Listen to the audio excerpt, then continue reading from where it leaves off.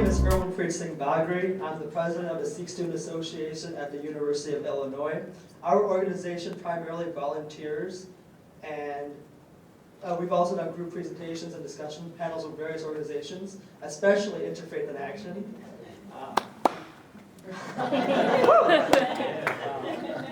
Next year we hope to do a Langar, which is a free kitchen. And if anyone would like to collaborate with us in the future, or would like to learn more about our organization, you can contact us at ssa.illinois@gmail.com. Now in regards to our keynote speaker for today, she really hit the grid post 9/11, especially after the various hate crimes against minorities. For example, in Mesa, Arizona, there was a man who went on a shooting spree at 3 venues and ended up killing a man outside of a gas station because he resembled, to his opinion, Osama bin Laden. This man was Valarie Kaur. He had no alliance with Al-Qaeda or Taliban, nor did he even follow the same religion that Osama bin Laden supposedly followed. The man was a Sikh. He kept his articles of faith, uncut hair, uncut beard, and a turban. And this event was the basis of the 2008 documentary by our keynote speaker, which was an award-winning documentary called Divided We Fall. The film is really relatable, I think, to us as a whole, because it really brings up the issues of our generation and in this country. At this point in time, our keynote speaker is the director at Groundswell, an organization that really campaigns for social change and equality.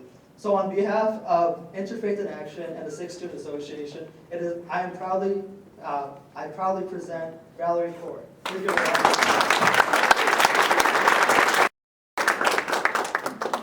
Thank you so much, Erwin. Thank you, Lakshmi. Thank you, Amrita. That was really wonderful.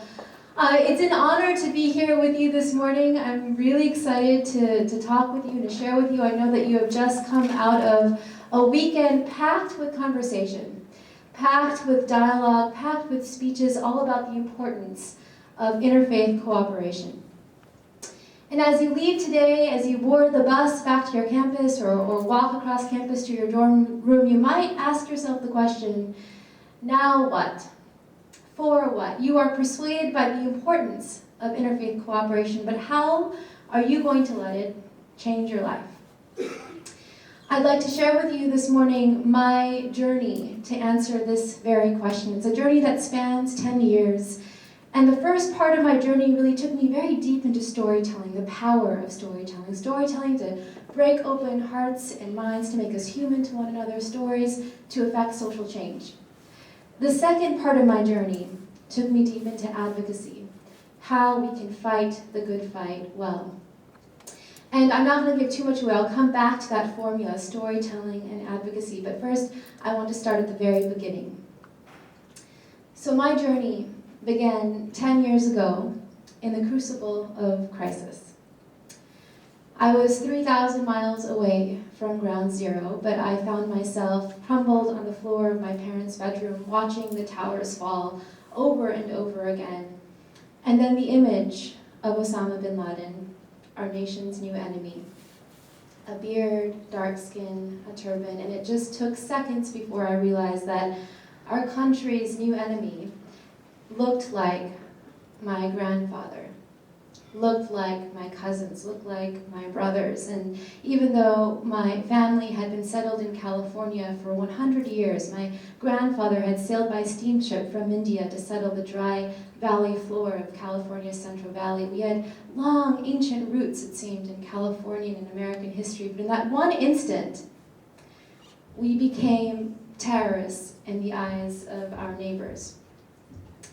Hate violence broke out across city streets around the country, beatings and stabbings, and people were crying out in our community by word of mouth in the Gurdwara, someone's going to die, someone's going to die. And then finally someone did. Erwin said his name. Valarie Kaur was murdered in front of his gas station in Arizona, gunned down by a man who called himself a patriot. When I heard the news, it was as if an uncle had been murdered. My family knew him. And so I I did something not very brave. I ran to my bedroom, I locked the door, and I hid. And I waited. I was waiting for the president to say something. I was waiting for the investigative journalists, the police commissioners to do something. I was waiting for someone else to tell our community stories. And I realized that I could be waiting forever. I thought about the stories of the partition, the largest, most violent migration in human history that swept up and took the lives of many of my family members. That was barely in our history books at school, right? And I thought of the stories of the 1984 anti-Sikh massacres in New Delhi that swallowed up so much rioting in the nation's capital, and how 3,000 Sikhs were murdered in broad daylight, and there is still no justice for those lives, right? And I realized that just as we were still waiting for those stories to be told, that we could go on waiting forever for justice to be done, for people to recognize the violence that was happening right outside my bedroom door. And so that's when I had the wild idea to become the person I was waiting for, to capture the stories on film, because I had this conviction, it was an intuition back then. It was an intuition that stories had the power to show people our humanity. It was a starting point of the healing that I felt our nation badly needed. And so I took my idea, first to my professor at Stanford, and he listened and nodded and said that was a fine idea. This was just a few days after 9/11. And he said, but a film is really a complicated endeavor. You should consider radio instead. And then I took my idea. I didn't want to give up, so I took my idea to a wealthy Sikh businessman, actually. And he nodded and said, Beta, that is a very fine idea, but you are such a small girl. How could you do something so big? And he walked away, literally walked away with checkbook in hand, away from me. And then I took my idea to a very close friend in the Sikh community, actually.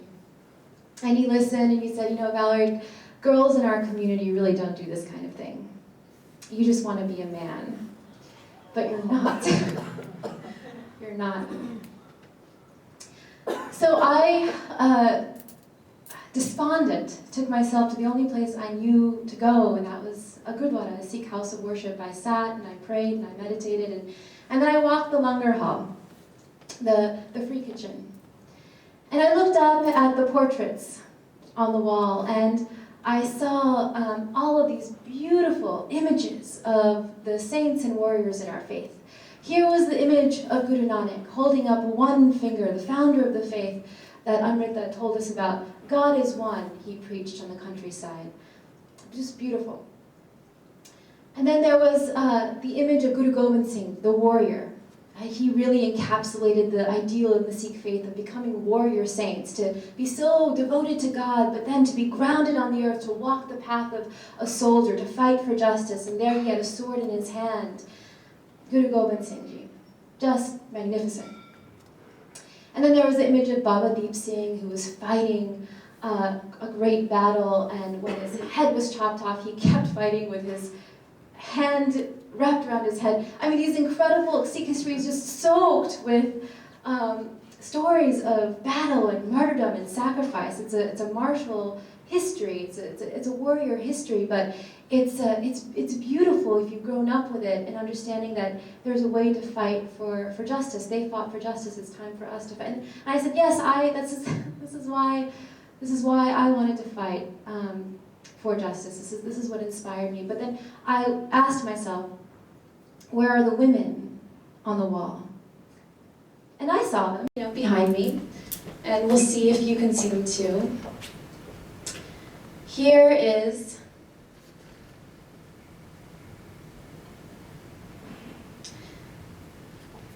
Mata Nanki.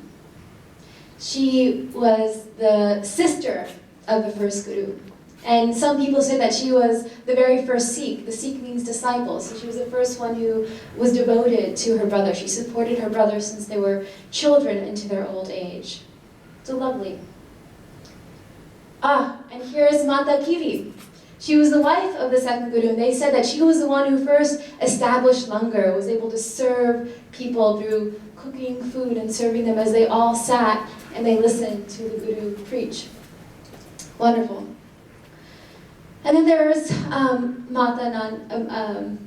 there are matas and there are bibis, and these are the two most prominent ones I found in that langar hall. And as I was walking, I realized, wait a second, all of the women that we know about are mothers and sisters and wives. They must have been great thinkers, they must have been great activists, they must have been great leaders, but we know them only insofar as they supported the men in their lives. We know them incompletely. And I thought about how Sikh girls, and I think this is true for many communities, are raised, told that they're equal. Equality is a huge ideal in our faith, and yet our only role models are women who serve traditional, subservient gender roles. I was just about to give up when I saw a glimmer of silver in the corner. And there she was.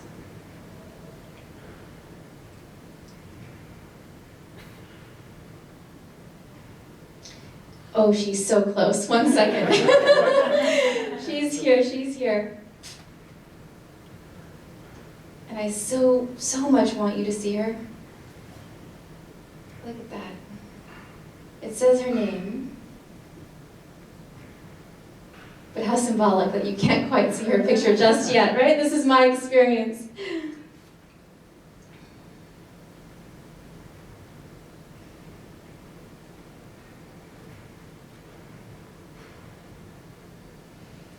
Here we go.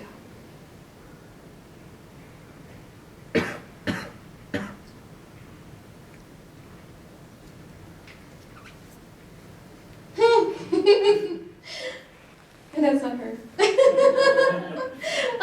Oh, did you see her for a moment? Oh, this is the universe is playing a trick on me. Look at this. Oh, goodness. We're just so close. Okay, you know what? I'm going to describe her to you. My Bago. Okay, you have to really use your imagination with me. So there's my Bago, the first female warrior. Did you see a glimpse of her? She was on a horse, and she was holding her sword on high, and she was donning a turban, traditionally male attire. She was a warrior in the 17th century, and when Guru Gobind Singh Ji, the 10th Guru, was out fighting a great battle, there were 40 Sikhs who deserted him, came back to the village and said, we don't want to be Sikhs anymore. And Maya Bago, instead of waiting for someone to become what she needed, she became the warrior saint that she needed. She said, no, you are marching back into battle, and I am going to lead you. So she marched back, and she survived that battle, and she remained a bodyguard for the Guru into her old age. And my Bago there, fierce, brilliant, beautiful, was the one image that I had that I too could walk the path of a warrior saint. And instead of a sword in my hand, what was a modern day sword for me? How could I possibly imagine how to fight? It was a film camera. So I came back to my parents and I said I wanted to leave school, which is quite unthinkable in a South Asian family. Luckily, they were really incredibly, unconditionally supportive, and with their blessing, I got in my car with a camera and a list of questions and drove across the country, just a week after 9/11. And that journey unfolded into a journey that lasted 5 years. I went from city to Gurdwara to home, meeting men and women and children. Balbir Singh Sodhi was one of 23 people murdered in the aftermath of 9/11. Hate crimes had increased by 1,600% according to the FBI, and yet these stories were barely making the evening news. And I would show you a clip from the film right now, but I have a feeling that I might not get cooperation, so there are copies of the film in the back, but I'll just share a few snapshots, how's that, from the road, right? Okay.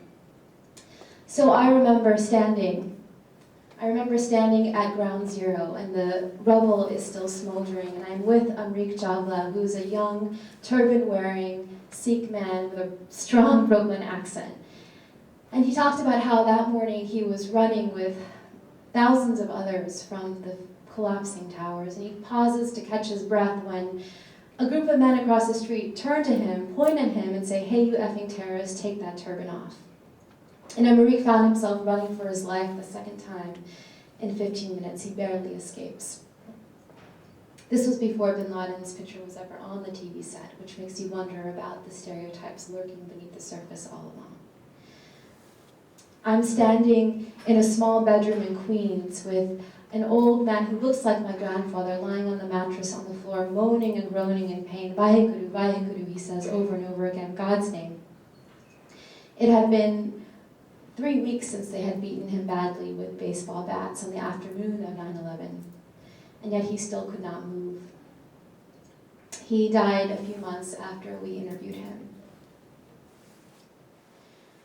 I remember sitting with a Sikh woman in San Diego who pulled back her hair to show me the scar where they had stabbed her. She was sitting at a stoplight when a group of men pulled her almost completely out of the car and said, "This is what you get for what you people have done to us," and stabbed her in the head multiple times, drove away bleeding. She jumped at a loud noise in the back of the store we were sitting in, still in terrible pain. I'd come from Kenya to escape that kind of violence. I came for my safety and my security. It's lost now, it's lost, she kept saying. And I remember sitting with Samir Akhtar, a small 8-year-old Muslim boy in San Jose, California, and he told me about how the kids at school call him bin Laden's son, and they take their lunch pails and they smash their lunch pails in his face so that he can't breathe. And he says, "I'm not a bad guy, I'm not a bad guy, I'm a good guy." And I said, "Yes, you're a good guy, Samir." He's like, "If I saw the bad guys outside of my house, I would fight them and I would beat them with my karate." I said, okay, all right. and I said, "Well, how would you know if they were the bad guys?" And he said, "Oh, well, they'll have turbans on their heads." Hundreds of stories like this, thousands of stories like this. And it wasn't long before the camera spun 180 degrees on me and my cousin who was with me as people began to tell us to go home, to go back to our country, to tell us that we too didn't belong. And it was a time, an incredible time to come of age, to see oneself through the eyes of others who see you as automatically suspect, as perpetually foreign, as potentially terrorist.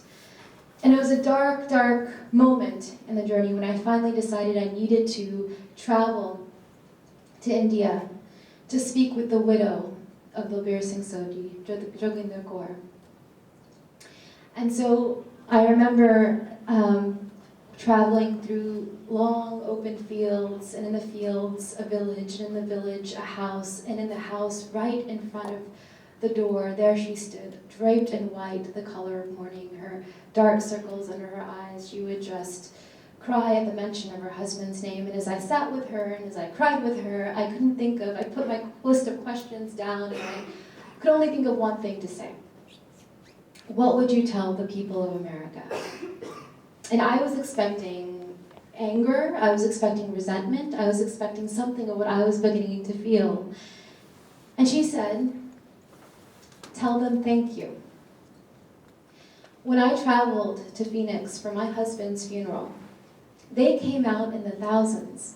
Sikh, Muslim, Hindu, Christian, Jew, they came out in the thousands and they wept with me and they cared for me. Tell them thank you for caring. And I realized that thousands of people had come to that memorial in Phoenix because the community had done such a good job of telling Balbir Singh Sodhi's story, that people began to hear that he came from America to escape religious persecution in India, that he would never see the faces of his grandchildren again, that his widow's heart was now broken. His story had the power to bring together an entire city. What happened in Phoenix, just that one moment, is a testament for what's possible in our country if we tell the stories we desperately needed to hear. And so with that story in my heart, with her blessing, I finished the film. We were all a band of 20-somethings just devoted to making this film possible, make it happen. And then we took the film on the road. And yes, we went to festivals and we won awards and we were covered on CNN and NBC and NPR.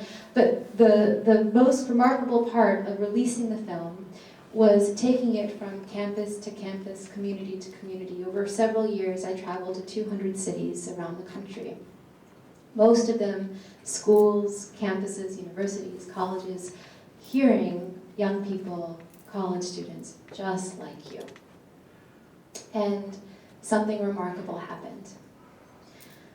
People began to see themselves in our story. In Chicago, an African-American man stood up and pointed to his braids and said, "My braids are my turban." In New York, a gay man stood up and said, "Just as I have to fight for the right for gays to come out of the closet, I have to fight for the right for Sikhs to wear their turbans." In Nebraska, a Japanese-American woman stood up and said, "My grandparents were interned during World War II and no one raised their voices then. I am going to raise my voice with you now." And in the South, an evangelical Christian man stood up and said in a strong Southern drawl, "Valarie, you and I are not too different. I too have been seen as an outsider."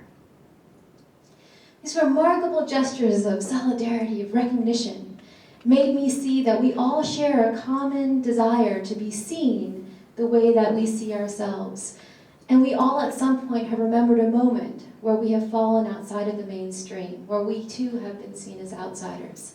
And it seems like stories can create that common ground, that common recognition, that is a starting point then to talk about institutional racism and gender injustice and so forth. But it all starts with story.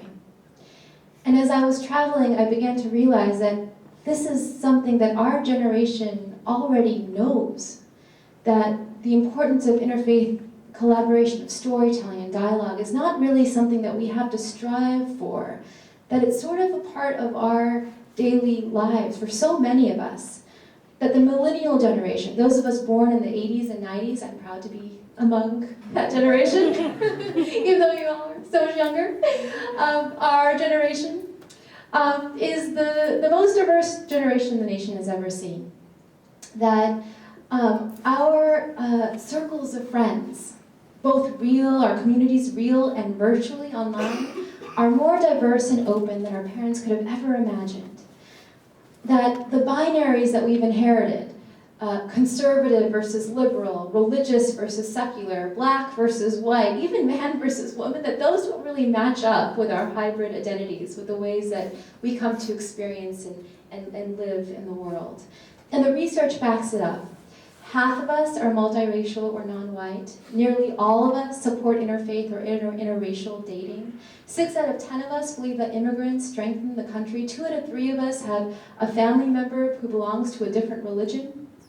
And the majority of us, even those of us who are conservative or evangelical, accept gays and lesbians. This is a huge difference from the previous generation. And yet, our hybrid identities, our diverse sensibilities have been kept in the dark because we have come of age in the shadow of 9/11. And in response to 9/11, the institutions of power decided to divide the world along the most crude and ancient lines, us versus them.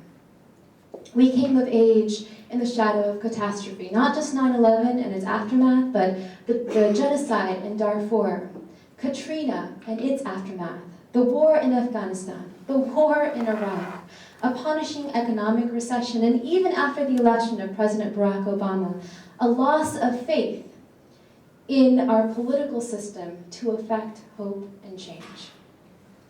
We have been kept in the dark. And as I have been traveling around the country among people in our generation, I realize that we are still living in the shadow.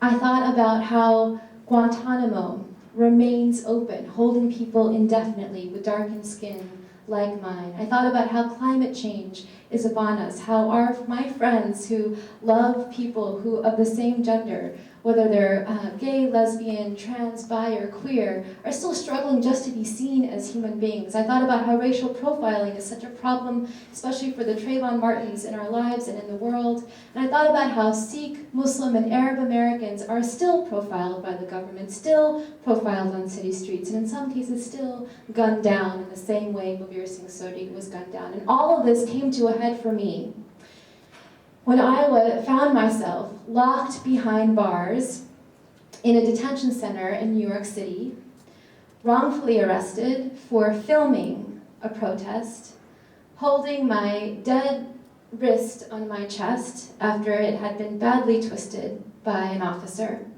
Scared and frightened, I came to understand that storytelling is not enough.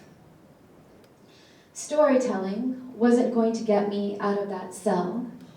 Storytelling alone cannot challenge institutions of power whose laws, policies, and practices denigrate people of different faiths, people of color, poor people, young people, people who need a voice in the first place. They're not set up, these institutions are not set up to hear our stories.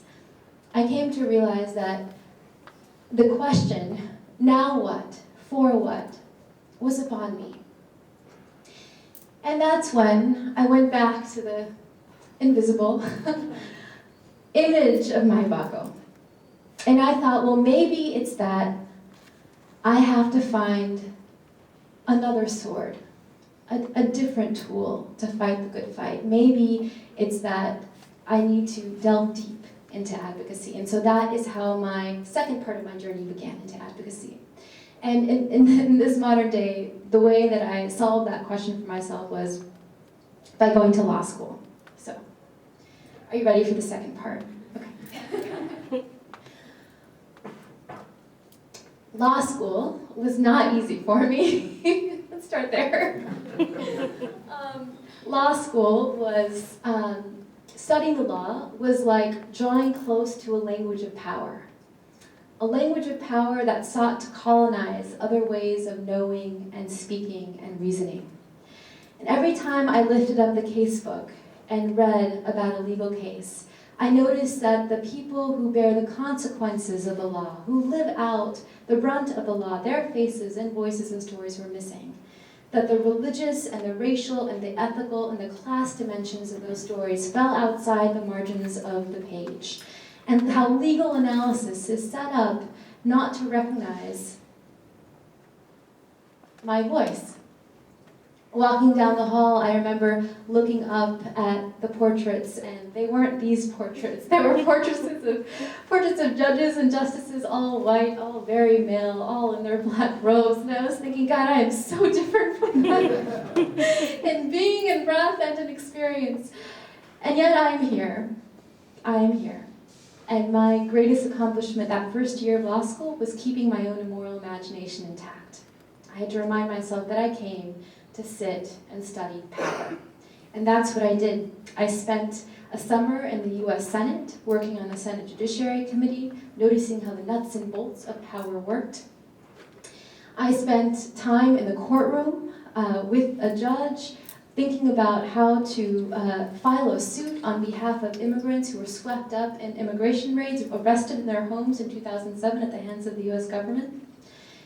And I went to what I think of as an embodiment of the worst of what power can do. I traveled to Guantanamo Bay. I spent a week at Guantanamo to report on the military commissions. And something happened there. First, let me say that Guantanamo is beautiful, which really threw me. I remember packing my suitcase, and I took out all the bright colors, and I wore gray, gray, gray, gray. And how do you dress for a symbol of evil, right? Like, gray. So I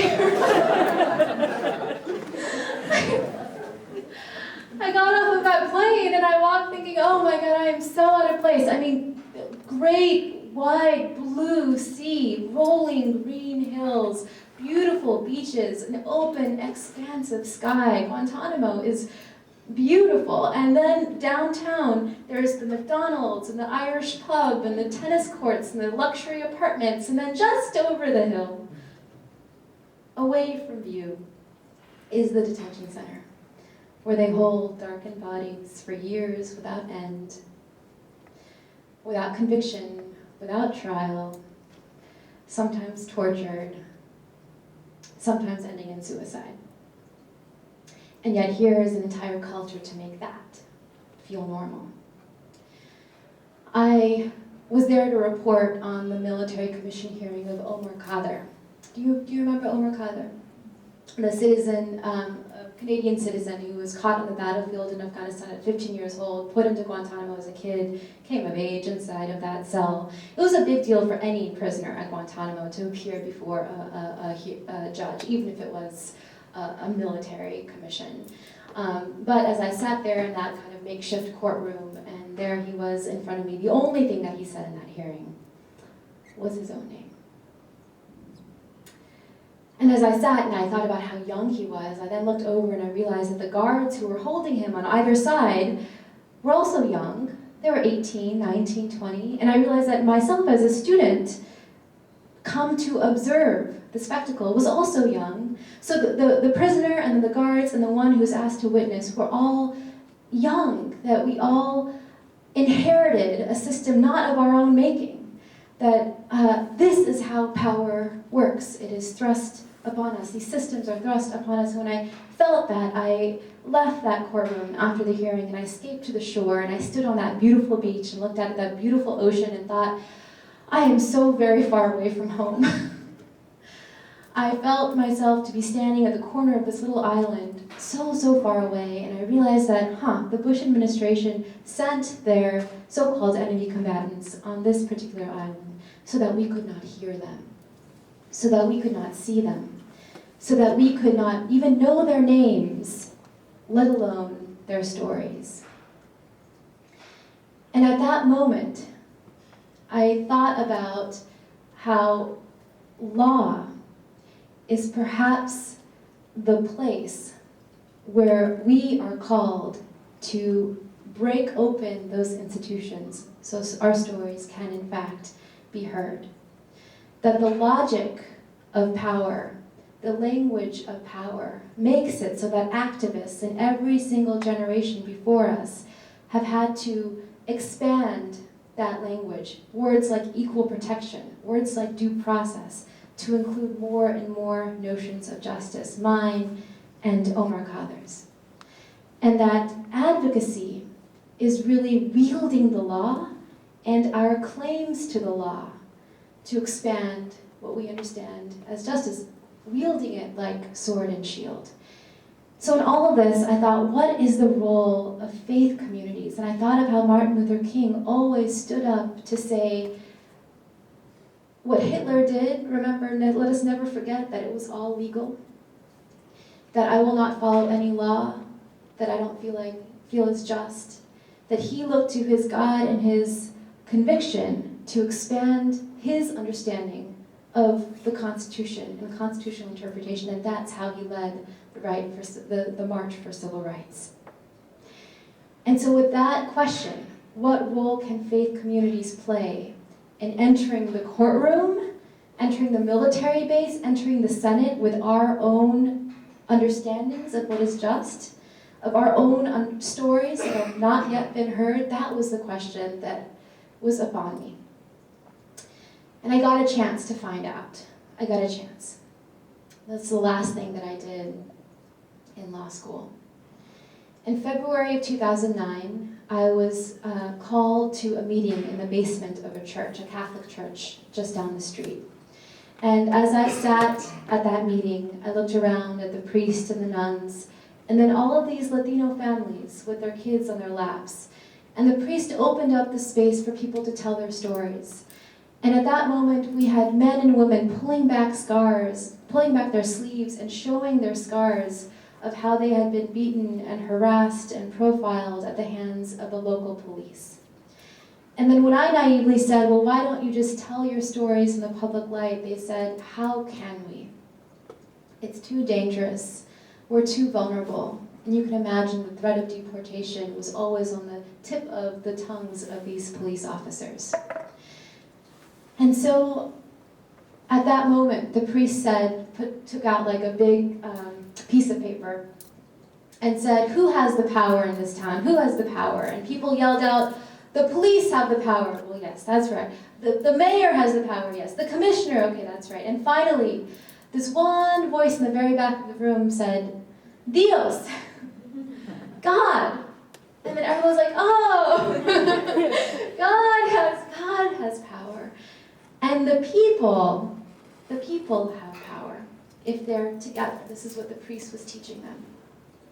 And they said, "But the people don't have power alone. We need our lawyers." And at that moment, everybody kind of like looked to the corner of the room as I was sitting there. This was like, I'm still a student, looking up and saying, "Oh, okay." Okay. So here we had a coalition suddenly, out of nowhere, in the middle of the night, on that cold February night, of faith communities, community members, and secular legal advocates joining together to wage a campaign against racial profiling at the hands of that police department. And the first thing that I knew that we needed to do was to get their stories out there. And so we stayed up all night the night before our first press conference, training and coaching and enabling these people to tell their stories in the light of day, something that Omar Khader has never still had a chance to do. How can they make it so that people would hear them? This is what we were doing with them all night. In the morning, we sat in the church, and the media was waiting outside, and we sat and the priest led us in prayer, and we prayed. And then almost spontaneously, the congregation burst out in song. And it was this incredible Spanish hymn in devotion to God, and the voices lifted and filled that church, and the beams of light from the stained glass just filling through imagine the experience. It was just divine. And I thought of the power of faith, and I thought about faith as what moves people to dream the impossible against all odds, and how faith has played this role through U.S. history and through the history of humanity. I thought of the slaves who dreamt of their freedom, even despite their bondage. I thought of the new immigrants like my grandfather who had faith that their grandchildren would be seen as equal, even despite the laws that shut us out. And I thought of the faith of Native peoples who continue to pray to their ancestors to restore their sacred lands, despite the legacy of genocide. Faith against all odds. Faith that morning gave those people the power to take their stories that were only told in darkness out into the light with their lawyers by their sides. And they did an amazing job. Our people told their stories in a circle of media, and that was the first moment of what was a campaign that lasted several years. Administrative advocacy, media education. We got an investigation by the federal government, by the Department of Justice. And I'm proud to say that as I was graduating from law school just a few months ago, that the FBI made several arrests in the police department. The police chief is no longer in power, and that community has been able to change the culture of the department and live a little more free.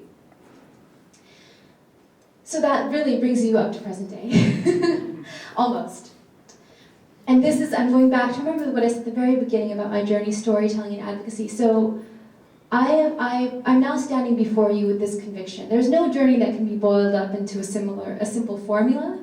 But that's exactly what I'm going to do. So this is my formula. Storytelling plus advocacy equals social change. And by storytelling, I mean the stories that matter, interfaith dialogue, the understanding that happens through stories, the stories that break us open, that make us human to each other. Those stories are so essential to shift the culture, on the ground. Stories are required, are necessary for that. But stories alone are not enough when institutions of power are built so that we can hear them. And so we need advocacy. And advocacy meaning wielding all the tools in our toolkit to check those institutions of power so that they must listen to us, so they must expand those notions of justice to include us. But advocacy alone is not enough because just shifting rules will not stick unless there is culture change to support it, right? So there's always a little bit of advocacy in storytelling. There's always a little bit of storytelling in advocacy.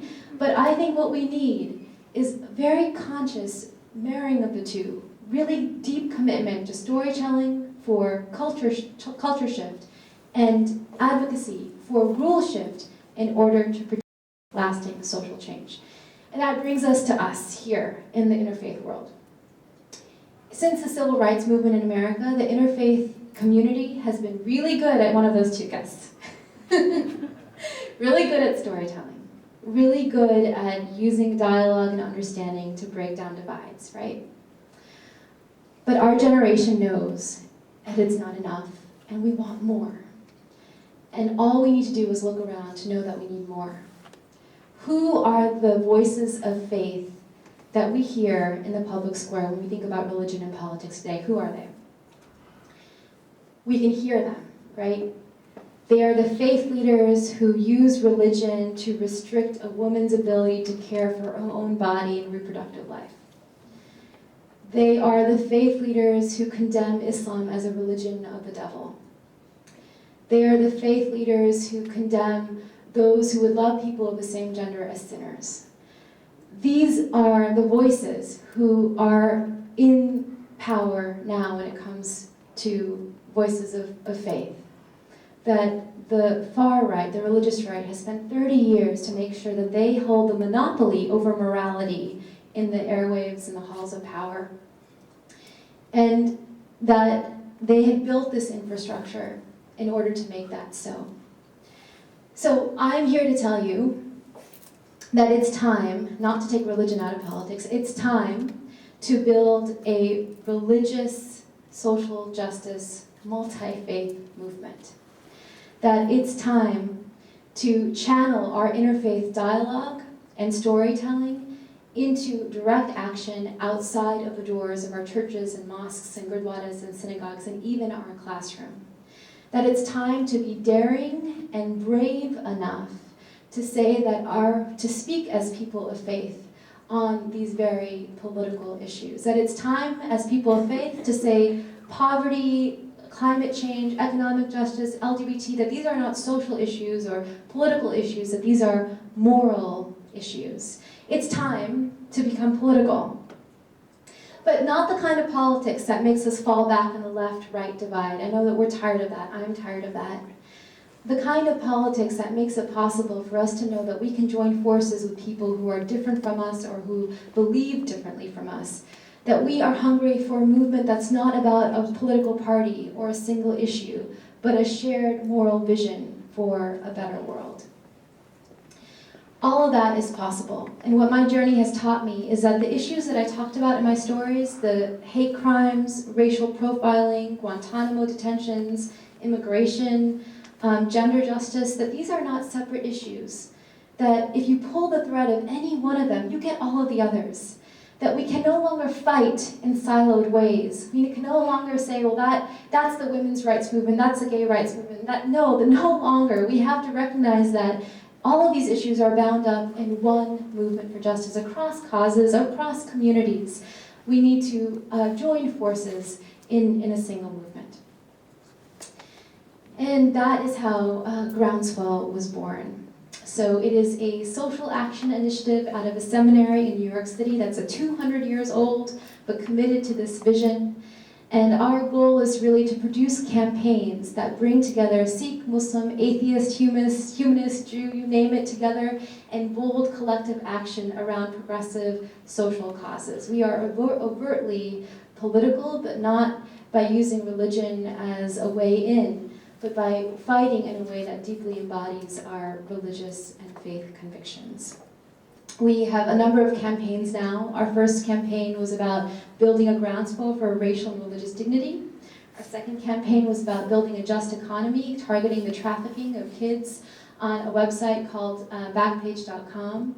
our third campaign is about LGBT equality and using faith communities to advance that out in the world. And I'm proud to say that we launched in September, but in the last few months we've grown our base to 35,000 strong.